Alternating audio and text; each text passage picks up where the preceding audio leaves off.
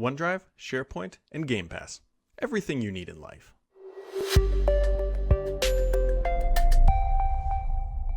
But before we get started, today's podcast is brought to you by my friends over at Devolutions and itpro.tv. You can find links in the description of this podcast, and we'll have a bit more about them here in a second. But it has been another good week. Doing this means it's Friday, which means that we're about at the end of the week, and hopefully your week was wonderful. Mine was pretty busy, and that is always a good thing. Let's just dive into the news. One of the more interesting things from a very technical perspective is that the OneDrive Sync client on Windows is now 64-bit. Well, you can at least have the option of downloading a 64-bit version of the OneDrive application. Now, the reason you might want to do this is that the easiest way to break it down is that it has access to more system resources, more specifically RAM. So if you're transferring just like a ton of data back and forth, the 64-bit client in theory should make it a little bit more performant. Now, we're still in the it just came out. It's actually technically still in preview, but it will start rolling out here in just a little bit. Important to keep in mind that this is only for Windows and it's not for Windows on ARM. So as of right now, 64-bit is only available for pretty much just desktop and laptop devices. Paint and the snipping tool are now moving on over to the store. This has been a pretty consistent thing that Microsoft is doing, is trying to put more and more applications into the store, including things just as simple as Notepad. I think this is really to try to optimize and streamline the Windows update experience process so that applications are no longer being bundled in and they just sort of live out on their own. We've seen it with the browser. We now see it with all of their apps. I'll be curious to see what else they shove eventually into the store, but that is now available. Now, it was like either 1,500 or 1,700 days ago that Microsoft actually announced that Paint was moving to the store. They took their sweet time to make this happen, but it is finally happening. So there you go. Interesting things happening on the Teams side, by the way. So right now, when you want to join a Teams meeting, you have to click a link. That's the only way to do it. Most of the time, you get it as a meeting invite. You accept the meeting invite, you click the link, then you can join the meeting. But what if you don't have the link, or you can't find the link, or you're trying to help your buddy who lost the invite get into the meeting? Starting here in the very near future, you're going to be able to use an access code. Thankfully, finally, I don't know why it took them so long to get this figured out, but you'll be able to enter, I believe it's a 9-digit code to be able to join a Teams meeting, and all of your traditional controls and everything else will remain in place. But be on the lookout for those little meeting codes. They'll start showing up below the links in the invites, and that should make having people who have trouble getting into a meeting make that process hopefully just a little bit smoother. So SharePoint scenario-based site templates. I know everybody's excited about this. Actually, there's probably some very excited people listening to this are starting to arrive. Now, what this allows you to do is to take a SharePoint site and apply a template to it. It's very simple, but there's scenario-based templates predefined and makes it a lot easier to stand up a SharePoint site very, very quickly. Now, the important thing here is to note that this is for new and existing sites. So if you have a cumbersome site and you're trying to just refresh it or update it, these site templates might be a very easy way to do that. Also, the very convenient way to keep consistent navigation and documentation experiences across your entire intranet using these tools. That's a pretty important point because, hey, a lot of sites right now are sort of custom built or custom defined. Using templates make it really easy for IT pros to manage and make sure that that's a consistent experience across their entire intranet. Look for those rolling out here in the near future. Microsoft Defender for Endpoint is now generally available for Windows 10 on ARM devices. So if you have a Surface Pro X, I can't think of any other, honestly, ARM devices off the top of my head, but the Pro X, you can now use that Defender experience. Also, LinkedIn is denying a report that they had a data breach involving 500 million users. Now, this came out like late last night. This has also been, I believe, impacting Facebook. What I believe that they are referring to is that somebody has built a tool that goes through and just scrapes effectively publicly available information on these sites and then sort of lines it all up. So it looks like a data breach, but both Facebook and LinkedIn are kind of saying like, hey, this isn't really a data breach. We weren't hacked. They just used a tool to scrape all of our data. And so it's up to you whether to determine whether or not you think this is a true data breach or whatever you want to call it. It's sort of interesting from the idea that, hey, you don't really need a data breach to have all your information stolen, which is why you got to stay on top of your personal private security, which maybe that's an episode for another podcast, because there's a lot you probably can and should do when you you think about putting information online. And so just keep aware that people are building tools that scrape Facebook, scrape Twitter, scrape LinkedIn, and then they just drop it all together, align it, and it builds a pretty nice portfolio of you. And if that sounds familiar, that's what all the advertising companies have been doing for years. So it's not exactly new. I mean, this is something that has just been floating around and something that's been capable. And social engineering is absolutely a thing. And I honestly think that social engineering is probably a bigger threat to most environments than, say, like a true traditional hack, because phishing campaigns are so much easier and so much more effective to execute. Couple clicks of a button, fire 500 emails at an organization, hope somebody clicks the links and gives you their login, then you can weave your way around and work from there. So those are sort of the big tech highlights. Google I/O was also announced. May is happening next month. Build is also officially now happening at the end of May. We already knew these things pretty much. I guess Google I/O technically is new. Also, E3, since we're on the conference kick, will also be happening, but it'll be, I believe, online only as well. So before we jump over to the gaming news, let's just take a listen here from our friends over at Devolutions. Remote Desktop Manager helps you centralize, manage, and secure access to remote connections, tools, and passwords on a single platform. Streamline your daily workflow with powerful automation tools and securely launch remote sessions without even seeing the credentials. No more pesky sticky notes with passwords on them. All right, let's dive into the gaming news of the week. There's been some news and information, not some of the big bombshells that we've seen in previous weeks, but there's definitely some notable items worth pointing out. First off, Microsoft announced a bunch of Game Pass games coming to Game Pass. I'm not going to go through all of them, but there is a very significant one that is worth pointing out. Now, GTA 5, GTA V, whatever you want to call it, is back, or it's on Game Pass. But one of the things that's worth pointing out is that it now supports touch-enabled controls, which means you can play on your mobile device, on your Android device, hopefully iOS here soon, and on the PC even sooner. But you can definitely play that now using xCloud, which is a pretty big deal considering that you can now just log into your service that you're already paying for and just play this game wherever. GTA V is a very popular title, so seeing that it is now supporting cloud controls, or touch controls I should say, is a pretty big deal. Also, MLB The Show, which we already knew was coming to Game Pass on day one. It was made very clear that this was an MLB decision and not a Sony Studios decision. I think that was pretty obvious from the get-go, but it is now officially out there and stated that MLB was like, hey, we want our title on more platforms, and Game Pass looks great, and so that is why that is all happening. Also, one of the more interesting things, and I'm still working on trying to gather more data, look for probably a video next week about Outriders performance being in Game Pass. It looks like it's doing, honestly, pretty darn well. Like every time I looked at it, it's usually like Call of Duty Warzone or Fortnite, or like flip-flopping between one or two, and then you'll always see Outriders has been near the top. The reason why I think this is incredibly interesting is that this is one of the first larger titles to land on Game Pass that from a third-party studio on day one.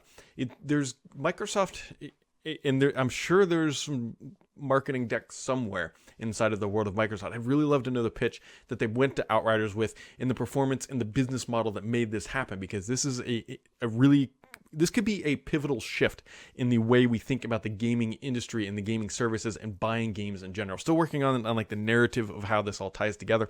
But I think there's some really fascinating data here about what could be happening to the future of the gaming industry.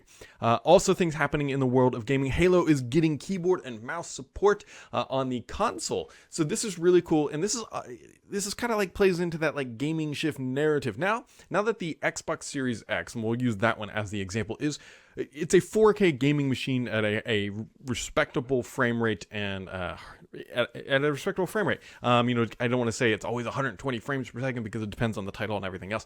But it's you're looking at a high-end gaming machine, which really kind of separates like where does the gaming PC fall in and where does the console line differentiate when you have keyboard or mouse support, because in my opinion, playing games on a console offers a better experience from the lack of potential cheating perspective. Cheating has been rampant in games like Destiny, also like Warzone. I don't know about Fortnite personally, but when you play them on the console, the likelihood of running into a cheater running an aimbot is significantly less than playing on a traditional PC. Now, one of the reasons why people would typically play on a PC is because keyboard and mouse support is generally believed to be superior than, say, a traditional controller. And most people would agree with that. I typically do as well, but I still prefer controller. Anyways, but if you can get, let's just say 60 frames per second at 4K, and you get HDR, and you get everything else that PCs have offered along with keyboard and mouse support, What is the true benefit of playing on a PC? Well, you can make the argument that, hey, I don't need Xbox Live. That is a very valid point. Hey, I prefer to use Discord. That is, again, a valid point, although there are workarounds on the console side, and Microsoft might even be buying Discord to make that a true reality. And so it really blurs the line, unlike things we have seen in traditional years where PCs at the time of launch were just so far ahead of what consoles could already do. I'm sure that you can make the argument like, hey, the best and performance still happens on PC. Absolutely. You go out there and you spend a couple grand on getting a 3090 with 64 gigs of RAM and a 120 hertz monitor and everything else, and it will outperform a Series X. No question about it, and that gap will only increase. That being said, the benchmark of the industry has always been 4K 60 frames per second. If you're getting that on a console with keyboard and mouse support, is it worth the trade-off to have a mostly unhacked experience? I think there's a pretty valid argument for that. And I really do, because there's nothing worse than getting wall glitched or aimbotted when you're trying to play Destiny or Warzone. And so, I don't know. It's an interesting dynamic. So, other interesting dynamics that you should be aware of comes from my friends over at itpro.tv. You can go to itpro.tv/SAMS for a 30% off coupon, because staying trained and staying educated about what is happening in the world, there's so many things happening. When you have things like Hafnium, you have just hacks and exploits happening all over the world, and staying on top of your training and making sure you're upskilling yourself is always paramount to staying ahead of the industry. And honestly, it's just good for your personal growth, good for your corporate growth. So head on over to itpro.tv to learn more about IT Pro related skills and everything else you need to be a successful IT Pro and to continue to grow your own skill set. They have very reasonable rates for both personal and business offering. Again, itpro.tv/SAMS for a 30% off coupon. Go get yourself upskilled, and thank you to them for hanging out with this episode. So we're going to jump over to the questions of the week, because there are candidly a lot of them, which is awesome.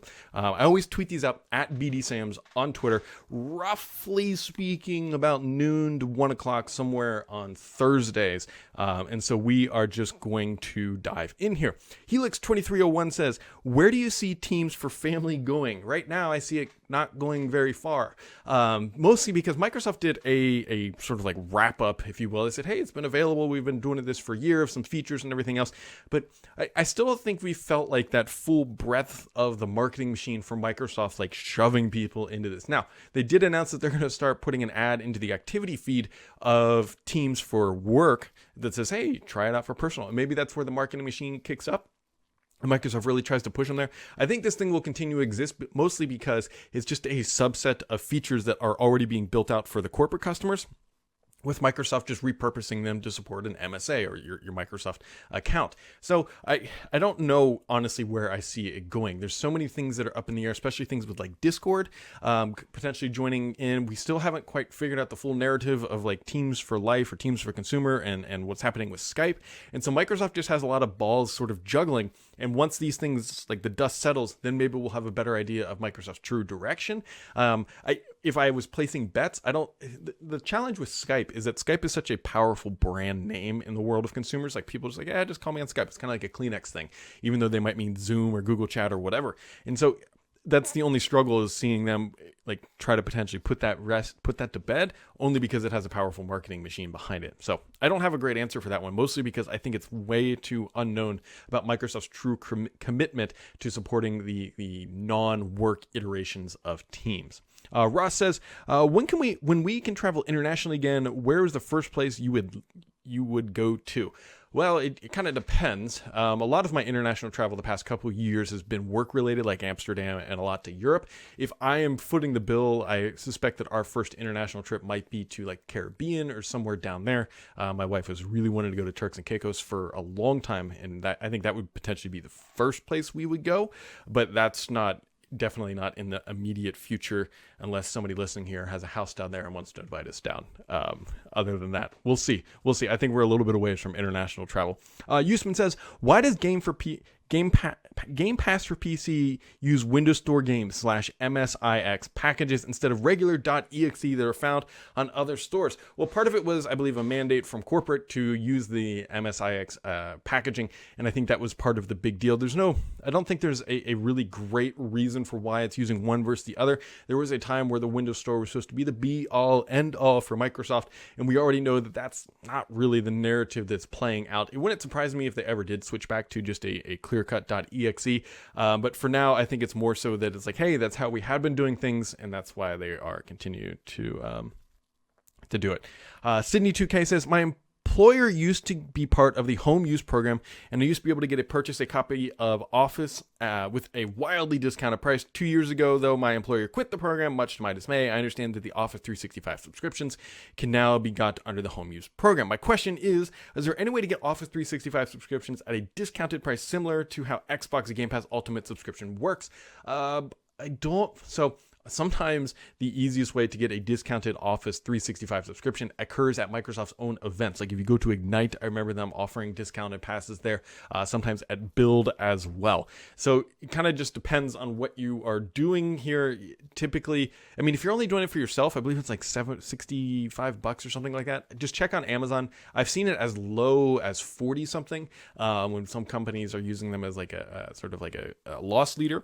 But there's not a whole lot of like, hey, here's the easiest way to get it for cheap, because the home use program, you're right, it was like $5 or something. It was something really, or maybe that was the education discount I was thinking of, but it was really, really heavily discounted. And it says also, is it worth subscribing to Office 365 purely for the extra OneDrive space? I personally think it is. I mean, if you look at the comparison of, let's say, like a Dropbox, what they charge for 1 year of storage, if you just do the same on OneDrive, you pay a very comparable rate, and then you get all of the Office apps alongside with it. Bishbash2 says, Surface Earbuds 2, any noise, or should say lack of noise, because I believe the noise canceling. Anyways, maybe around the Surface Duo 2 timeframe. I haven't heard anything other than the Surface Earbuds just haven't been selling that well, and so I don't know.